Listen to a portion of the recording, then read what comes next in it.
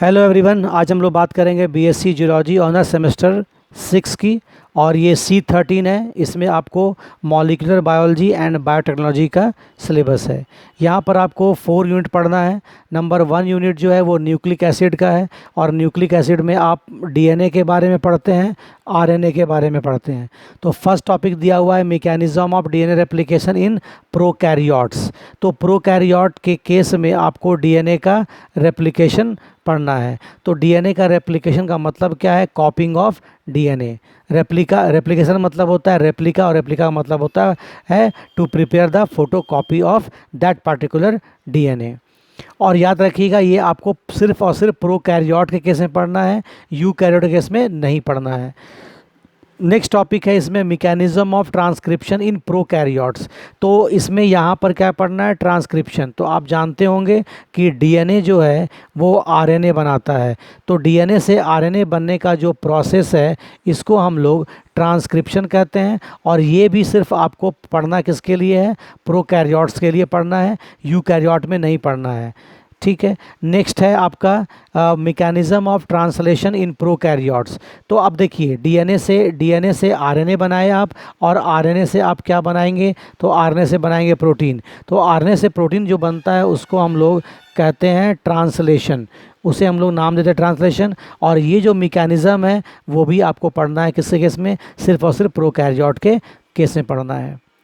Next है आपका gene regulation, unit 2 है। इसमें आपको क्या पढ़ना है? इसमें कॉन्सेप्ट पढ़ना है आपको, ऑपेरॉन कॉन्सेप्ट पढ़ना है। ऑपेरॉन का मतलब होता है क्या? Set of gene. Set of gene जो क्या करेगा? एक पार्टिकुलर फंक्शन को, किसी एक पार्टिकुलर फंक्शन को परफॉर्म करवाएगा। ठीक है। तो उसी सेट ऑफ जीन को हम लोग कहते हैं ऑपेरॉन कहते हैं। जैसे आपका यहाँ पर पॉजिटिव एंड नेगेटिव ऑपेरॉन पढ़ना होगा, इंड्यूसिबल एंड रिप्रेसिबल पढ़ना होगा। और बहुत फेमस इसका एग्जांपल है लैक ऑपेरॉन, जो लैक्टोज मेटाबॉलिज्म के लिए है। आप देख लीजिए, आपको अलग से ही पढ़ना है लैक ऑपेरॉन और टीआरपी ऑपेरॉन। टीआरपी का मतलब है ट्रिप्टोफैन ऑपेरॉन, लैक का मतलब है लैक्टोज। ठीक है। तो लैक्टोज के मेटाबॉलिज्म के लिए लैक्टोज है, और लैक्टोज के मेटाबॉलिज्म के लिए आपके पास जो सेट ऑफ जीन है उसे कहेंगे हम लोग लैक ऑपेरॉन। और ट्रिप्टोफैन के लिए ट्रिप्टोफैन है, ट्रिप ऑपेरॉन है तो इसका मतलब है ट्रिप्टोफैन है। तो ट्रिप्टोफैन के मेटाबॉलिज्म के लिए जो सेट ऑफ जीन होगा, उस सेट ऑफ जीन को हम लोग कहते हैं ट्रिप ऑपेरॉन कहते हैं। ये जीन रेगुलेशन है ना। यूनिट 3 में क्या पढ़ना है? Elementary idea of repetitive DNA. तो रिपीटेटिव डीएनए पढ़ना है, उसका डैमेजिंग कैसे होती है, एंड डीएनए रिपेयर मैकेनिज्म पढ़ना है। तो नंबर 1 पे यहाँ पर पढ़ना है ट्रांसपोजेबल जेनेटिक एलिमेंट, यानी कि ट्रांसपोजोम पढ़ना है, यानी जंपिंग जीन के बारे में पढ़ना है, जिसके बारे में बारबारा मैक्लिंटॉक ने बताया था। नेक्स्ट पढ़ना है आपको डीएनए डैमेज बाय म्यूटाजेन, यानी कि जो म्यूटाजेनिक एजेंट है, जो म्यूटेशन कॉज करने वाले एजेंट हैं, वो डीएनए को कैसे डैमेज करते हैं। मिसमैच पेयर, जो आप जानते हैं कि ए जो है, कोई भी डीएनए है तो कोई भी डीएनए में ए हमेशा ए पेयर करता है टी के साथ, और जी हमेशा पेयर करता है सी के साथ। A pair with T with double hydrogen bond, G pair with C with triple hydrogen bond. तो ये क्या है? ये एक करेक्ट बेस पेयरिंग है। लेकिन अगर ए के साथ टी ना मैच करके सी कर जाए, और जी के जगह पर मान लीजिए कि आपका टी कर जाए, तो ये क्या हो जाएगा? ये हो जाएगा आपका मिसमैच पेयर। तो इससे भी क्या होगा? म्यूटेशन होगा और जेनेटिक मेकअप चेंज हो जाएगा। इसके बाद नंबर पढ़ना है, नेक्स्ट पढ़ना है आपको है thymine dimer repair. Thymine dimer का मतलब क्या है कि डीएनए के इस स्ट्रैंड पे भी थायमिन है और इस स्ट्रैंड पे भी थायमिन है, तो ये क्या बन गया? थायमिन डाइमर बन गया। तो इस थायमिन डाइमर का रिपेयरिंग मैकेनिज्म क्या है और उसको कैसे करेंगे वो पढ़ना है। नेक्स्ट पढ़ना है आपको यूनिट 4 में बायोटेक्नोलॉजी। इसमें आपको पढ़ना है tools, restriction enzyme, cloning, vector, यानी कि बायोटेक्नोलॉजी के टूल क्या क्या हैं।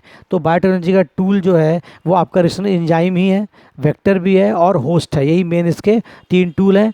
तो रिस्ट्रिक्शन एंजाइम के बारे में पढ़ना है, क्लोनिंग, वेक्टर के बारे में पढ़ना है।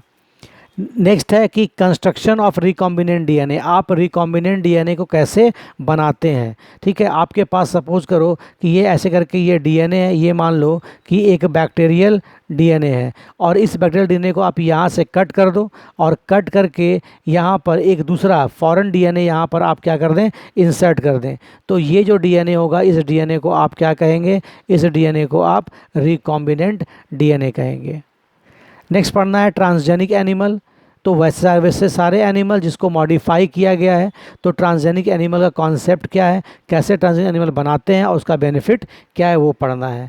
नेक्स्ट हम लोग को पढ़ना है डीएनए फिंगरप्रिंटिंग। डीएनए फिंगरप्रिंटिंग का मैकेनिज्म क्या है, उसका प्रिंसिपल क्या है, कैसे उसको हम लोग करते हैं लैब में। और डीएनए फिंगरप्रिंटिंग जो है वो एलेक्स जेफरी ने बताया था, और डीएनए फिंगरप्रिंटिंग के थ्रू हम लोग डिटेक्ट करते हैं डीएनए का कॉम्बिनेशन को।